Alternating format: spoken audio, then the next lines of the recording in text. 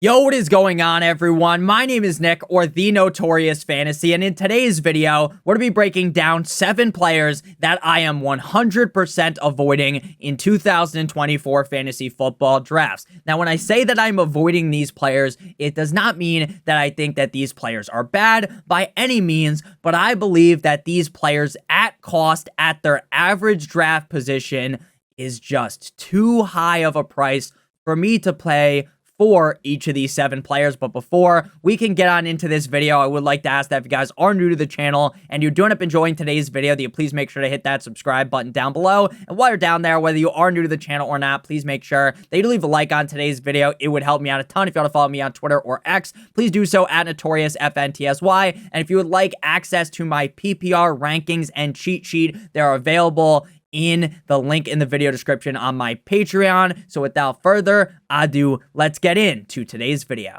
We begin with the first player that I am avoiding in fantasy football drafts this summer, and that is Josh Allen, quarterback of the No One Circles the Wagons, like the Buffalo Bills. Aggregate ADP from NFL, ESPN, Sleeper, and RT Sports. Quarterback 1 at pick 21. Now, selecting a quarterback inside of the second round feels incredibly gross to me. I do understand that the second round of fantasy football drafts this year feels like you could step on a landmine at any step inside of the second round, but frankly, I am still not willing to pay that high of a price for a quarterback, especially a quarterback that lost his number one weapon in the offseason, and a quarterback that scored 15 rushing touchdowns in 2023, which heavily boosted up his stats. Now, I'm not going to sit here and pretend like Josh Allen is some absolute garbage can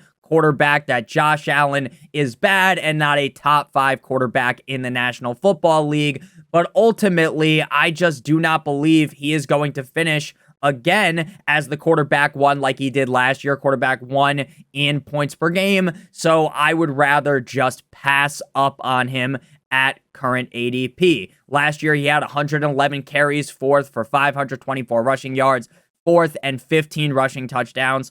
First. Now, I still expect Josh Allen to go out there and try to run some motherfuckers over, try to run the ball a couple of times, game in and game out, and I don't think that magically his rushing upside is going to disappear, but I also just don't think it's very realistic that he rushes in 15 touchdowns again. When looking at his career rushing stats, last year he scored 15 rushing touchdowns, the year prior 7, 6, 8, 9, 8. So if that number goes back down to his normal 6, 7, 8, 9 touchdowns, while that would still be great for fantasy and it will definitely boost up Josh Allen's production, it's probably going to lead to him not finishing as the quarterback number 1. Last year in 17 games, he ranked 5th in pass attempts, 6th in completions, 11th in completion percentage, 4th in passing yards, 5th in passing touchdowns at a 5% rate. Josh Allen is a very solid quarterback, so the 5% rate could transition into next season and he could put up similar numbers. 21 interceptions, though, ranking 2nd at quarterback. Sometimes Josh Allen goes out there like Stevie Wonder and he just doesn't see the defender standing there blatantly and throws one of the most disgusting picks you have ever seen. But at the end of the day, when you get some nice rushing stats, it won't really matter, but it definitely does hurt, especially if you are in a fantasy league that punishes interceptions heavily. Last season, he was 14th in true passer rating, 3rd in QBR, and 3rd in accuracy rating. Again, this take is not meant to run the name of Josh Allen through the mud and for me to take a dump Cleveland steamer straight on his chest, but ultimately, the end of round 2 as the quarterback 1. I'm avoiding him because I don't think he will be the quarterback 1. You can get very similar production later on in fantasy drafts. I think that Anthony Richardson, who goes a couple rounds later, could easily outscore Josh Allen. Kyler Murray could easily outscore Josh Allen. So as the quarterback 1 off the board, it's a big Dikembe no for me on Josh Allen. At number 2, we got his former teammate Stefon Diggs of the Houston Texans. Aggregate ADP wide receiver 19 at pick 40. Pick 40, does it feel insane for Diggs? I guess technically no, but when you keep in mind who's going around Stefon Diggs, that's where it starts to feel gross for me. And the fact that on ESPN and Sleeper, he's coming off the board at pick 32, that is absolutely insane, because I would argue that it's not even locked and loaded that Stefon Diggs is the number 2 wide receiver on this team. I think there's a chance that Diggs ends up as the number 3 wide receiver target on the Houston Texans, behind Nico Collins and Tank Dell. Now, last year, if you had Stefon Diggs, shit was sweet for the start of the season. Everything was going well. Stefon Diggs was playing incredibly. He was smacking up the defenses like he was Michelangelo from the Ninja Turtles, and everything was going great. And then about halfway into the season, the production was awful. It fell off a cliff, and it really never returned. If you were playing Stefon Diggs towards the latter half of last season, it almost felt like you shouldn't start him. But the problem was, you had to start him because he's Stefon Diggs, and in the back of your head, you're thinking, and I was thinking this, if I sit Stefon Diggs, right, after he has absolutely railroaded my team, if I sit him, he's going to score 30 points. He's going to score 25 points, and I'm going to start some schlub, and then I'm going to lose because I didn't start Stefon Diggs. Still, his season stats were fine. He was the wide receiver 9 in PPR, 14 in PPR points per game, 17 games played, 6th in targets, 6th in receptions, 13th in receiving yards, 11th in total touchdowns. He ranked 6th in drops, though, 40th in route win rate, 28th in dominator rating, and 46th at the wide receiver position in target separation, so he wasn't separating at a super high level last season. Now, I don't think Stefon Diggs has reached Unk status, and he's so old, he's ancient, that he's going to crumble in the season, and he's not going to look decent. He's going to look fine. But coming off the board as the wide receiver 19, when you can get Tank Dell a couple of rounds later, is ludicrous to me. I genuinely do believe that the target hierarchy in this offense will go Nico Collins, number 1, number 2 to Tank Dell, and number 3 to Stefon Diggs. And if things end up going that way, paying the wide receiver 19 price for Stefon Diggs feels way too high. The way Diggs hits is he's the number 1 receiver on the team. He finishes top 12 at the wide receiver position. I can see that happening. But again, with the other wide receivers going around Diggs, with the other players going around Diggs, when he's up on the board and it's my turn to pick, I am never clicking that name. At number 3, we got DeAndre Swift of the Chicago Bears. Running back, aggregate ADP running back 21 at pick 63. Over the last 2 seasons, he's been getting passed around like a blunt at a party, right? DeAndre Swift was on the Lions, then he goes to the Eagles, and now he is a Chicago Bear. 2 different teams in the last 2 years. Now, is DeAndre Swift a bum?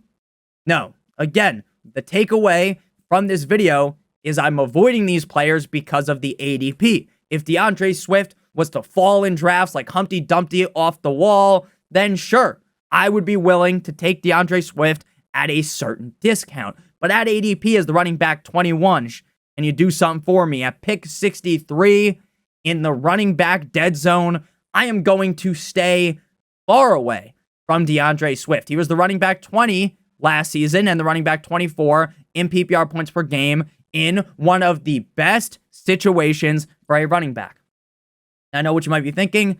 Nick, just because the O-line was great, don't you know about the tush push, Nick, you fucking idiot? Yeah, I know. DeAndre Swift did get screwed at points by the tush push, right? He'd get down to the 1-yard line, and then they give it to Jalen Hurts, and it would suck if you had DeAndre Swift last season. You were just praying to the gods that somehow he would fall into the end zone because you knew you were screwed if he didn't get in. He scored 6 total touchdowns, 24th. He was 12th in carries, 5th in rushing yards, 22nd in targets, 21st in receptions, 28th in receiving yards. Again, 24th in total touchdowns. The efficiency stats, not very promising. He's getting the 4th best run block rating, but he was 28th in yards per touch, 51st in yards created per touch.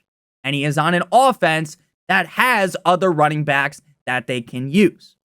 They have Khalil Herbert, who has been playing relatively well in the preseason, and they also have Roschon Johnson. Now, DeAndre Swift did not play a single snap in preseason week number 2 up against the Cincinnati Bengals, so we actually don't have anything to take from that game in terms of DeAndre Swift. But in game number 1, preseason week 1, up against the Buffalo Bills, Khalil Herbert ran 9 times for 31 yards. Herbert and the rest of the starters played in 2 drives for the Bears in the first quarter, while Herbert handled the early down work and Swift handled the change of pace and passing down duties. Herbert's 9 touches dwarfed. Shout out Sleepy. Is that one of the 7 dwarves, or Dopey, whatever the fuck their names were, okay? Dwarfed the 1 carry and 1 target for Swift. Although Swift's 1 catch went for 42 yards on a screen pass to set up a field goal, the situation appears to be fluid, but the split work is not a good sign for Swift. This is all from RotoWorld. Not great, right? Again, is preseason the Bible that you need to read? Is it the book that you need to follow? Is it destiny that what happens in week 1 of preseason is going to happen in week 1 of the NFL, and Khalil Herbert's going to have a fucking chokehold over this backfield, and they're going to get slammed into, DeAndre Swift's going to get slammed Undertaker style? No. That is not a guarantee, but it's definitely a little bit telling. Now, if they start using Roschon Johnson a little bit more, this has the opportunity to be a 3-headed dragon backfield of death. And why do I call it the backfield of death? Because there's a chance that none of these guys end up even being fantasy relevant. So even if Herbert's getting the touches, Herbert's kind of so-so. I think Swift is slightly better than him. And then Swift is kind of playing second fiddle, so he's not doing enough. And then maybe they're working Roschon enough, and this is just a shit situation. The Bears, they're a fine team. They could be great with Caleb Williams. They've got a top half offensive line, but a downgrade in offensive line compared to the Eagles. Caleb Williams also notoriously in college was not a check down merchant. So that hurts DeAndre Swift. So all in all, DeAndre Swift is going in a range where I'm typically doing a hop, skip, and a jump away from the running back position. He's on a team that I like. I'm a big fan of Caleb Williams. But the running back scenario around him is concerning enough. The week 1 usage is concerning enough for me just to say, don't draft DeAndre Swift at ADP. At number 4, we got 9-inch Nicholas Chubb, running back of the Cleveland Browns, aggregate ADP, running back 30 at pick 87. Going into last fantasy football season, I was giving Nick Chubb the Gawk Gawk 9000 special. Nick Chubb is one of my favorite, if not my favorite, running back in the NFL. I love Nick Chubb ever since his rookie year. I've been a big fan, and the guy has always shown out for me. He's always been great. Until last year, he suffered that injury in week 2 up against the Pittsburgh Steelers. And it was so bad, it was hard to find on Twitter because no one wanted to post it. Like early on, I couldn't find a picture right after it happened. And then it happened. And a couple minutes later after that, when I couldn't find the picture, then everyone was tweeting it out. And his leg looked like a fucking right angle. Now, I'm not making a joke. I love Nick Chubb, so I'm not going to sit here and, make fun of the guy. Injuries suck. I will never make fun of a player for getting hurt. That injury was gruesome to see. He tore his ACL, his MCL, and his meniscus. Not good. In week 2 against the Steelers, which required 2 surgeries to repair. Right now, everything is pointing towards him starting the season on the PUP, physically unable to participate list. Meaning, going to be out for the first quarter of the season, more than likely. Now, could magically Chubb make this miraculous return and maybe he's not on the pup? Sure, but that's like a 0.00001% chance. Right? There's a higher outcome that you go outside, get struck by lightning, and then Sidney Sweeney comes and gives you some fucking head. Right? That's more likely to happen than Nick Chubb not starting on the PUP list. You're instantly missing the first 4 games, 5 games, 6 games, 7 games, potentially 8 games of the season. The first fucking half of the season might be down the drain. And then guess what? Then he comes back, and you think that the team is going to throw him to the wolves? He's going to get that normal Nick Chubb workload? The answer to that would be, fuck no, baby. So now you're drafting Nick Chubb as the running back 30. I get, Nick, that's late in the draft. Nick, you're always telling us we need to take shots. We need to take that home run shot, Aaron Judge, Pete Alonso. And I get it. I do say that a lot. But as the running back 30, when there's other running backs, even his teammate Jerome Ford, who's fully healthy and was serviceable last season, going behind him, it makes no sense. There is so much risk here with the upside of him coming back and probably not looking like himself. It's not like he just tore his ACL, which is some easy surgery. They get it done. You can come back and you can dominate Breece Hall style. But when you tear the ACL, the MCL, the meniscus, it makes the recovery tougher. Again, Nick Chubb has that Wolverine regenerative body, right? Maybe he's Deadpool, right? That would be cool. And I think if anyone could do it, it would be Nick Chubb, the guy that can squat a fucking Ford F-150, right? He's amazing. We all like Nick Chubb. I think unless you're like a fan of the Steelers or something, then maybe you don't like him. But Nick Chubb is great. His one healthy game against the Bengals, 18 carries for 106 yards, 4 for 4 like he was at Wendy's in the receiving game for 21 yards, 16.7 PPR points. It's great. When he's healthy, he is one of the best running backs in the NFL. Does he have crazy pass catching ability? No, but he catches enough passes for him to be good in fantasy. But man, oh man, at ADP, at price, a guy you instantly know is putting a hole in your bench or you're sticking him instantly on your IR spot. If you are in a league with no IR spots and you draft Nick Chubb, that is fucking insane. And an IR spot league, I can get it, but I don't really get it. Because again, at price, just not worth it for a guy that suffered a crazy injury. I hope Nick Chubb comes back and runs 7 gazillion yards and wins Comeback Player of the Year. But I don't think that's going to happen. At number 5, we move to Hollywood Brown, wide receiver of the Kansas City Chiefs, Marquise Brown, aggregate ADP wide receiver 39 at pick 95. Wide receiver 52 in PPR last season on the Cardinals, 51 in PPR points per game, 14 games played, some of them with Kyler, some of them without, 101 targets, 51 receptions, 574 receiving yards, 4 total touchdowns. You can basically blame a lot of the downfall on Hollywood Brown, on the quarterback situation. They're switching guys in left and right. And, you know, it is what it is, okay? So you could say, you know what, Nick? Hollywood Brown's bad season, don't blame him. And I'd be fine not blaming him for that, right? I agree with that sentiment. The guy ranked 121st in route win rate, so he only won 37% of his routes. That's pretty bad, right? Basically, just a little bit higher than 1/3 of his routes. I understand that not everyone goes out there and wins every single route, right? Not everyone's always open like fucking Waffle House or IHOP or something, right? But, man, 37%. 91st in yards per target, 72nd in yards per reception. I get that number can increase in Kansas City. I get it. But it's not like Hollywood Brown's the number 1 weapon on this offense. They've got Rashee Rice, who to me is the number 1 receiving target outside of Kelsey. I think Rice will out-target Kelsey, but maybe Kelsey out-targets Rice. Then they got the new shiny piece. The new shiny piece. The prince who was promised. Shout out Jon Snow. Xavier Worthy. They've got Justin Watson, Sky Moore, Kadarius Toney. I mean, Sky Moore and Kadarius Toney, I wouldn't even wipe my ass with that talent. They suck, okay? But there's also Travis Kelce, and Pacheco's going to get targets as well. And now Hollywood Brown's hurt. He's set to miss 4 to 6 weeks from August 13th with a sternoclavicular injury. Now, I'm as much of a doctor as one of the dudes you see on the other tube, but I'll tell you right now, that's not good.